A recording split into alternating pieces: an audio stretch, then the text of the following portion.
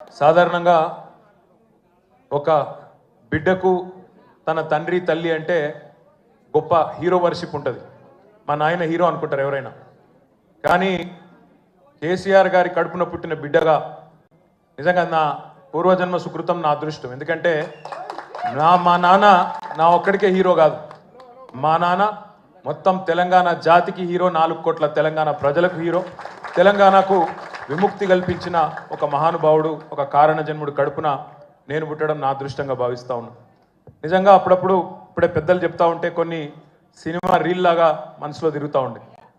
వారు చెప్తున్న కొన్ని మాటలు, కేసీఆర్ గారు ఉద్యమానికి నడుం బిగించినాడు. ఎన్ని ప్రతికూల పరిస్థితులు, ఎన్ని ఇబ్బందికరమైన పరిస్థితులు ఇప్పుడే పెద్దలు మస్సున్నాచారి గారు చెప్పినారు. మీడియా పవర్ లేదు, మనీ పవర్ లేదు, మజిల్ పవర్ లేదు, కుల బలం లేదు, ఉన్నదల్లా ఒక్కటే గుండె బలం, జనబలం.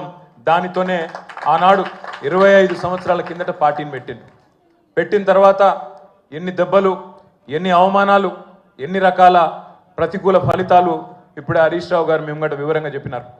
ఇవన్నీ ఎదుర్కొని ఇంకొకరు బతికి బట్టగట్టాలంటే ఈ రోజున్న రాజకీయాల్లో సామాన్యమైన విషయం కాదు.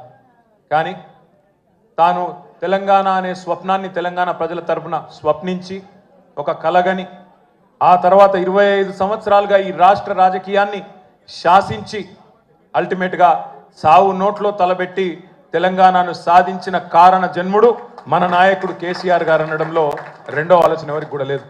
ఇవాళ మనందరి లక్ష్యం ఒకటే కావాలి. కేసీఆర్ గారికి దీవెనలు ఇవ్వడంతో పాటుగా, కేసీఆర్ గారికి మీ ఆశీర్వాదాలు ఇవ్వడంతో పాటుగా మనందరి లక్ష్యం ఒకటే కావాలి.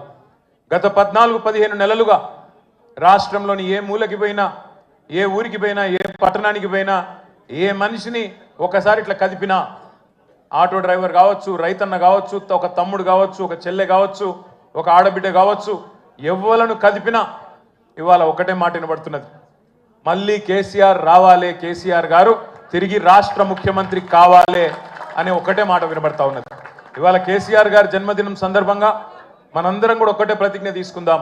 అందరం ఒకటే లక్ష్యంతో రాబోయే 3.5 ఏళ్ళు పనిచేద్దాం.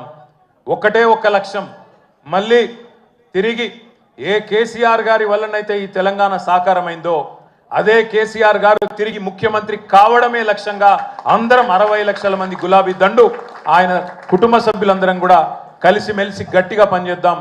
ఒకటే లక్ష్యంతో ముందుకు పోదాం. రెండో ఆలోచన లేకుండా, రెండో అభిప్రాయమే లేకుండా అందరం కూడా ఆ మహానుభావుడికి ఇచ్చే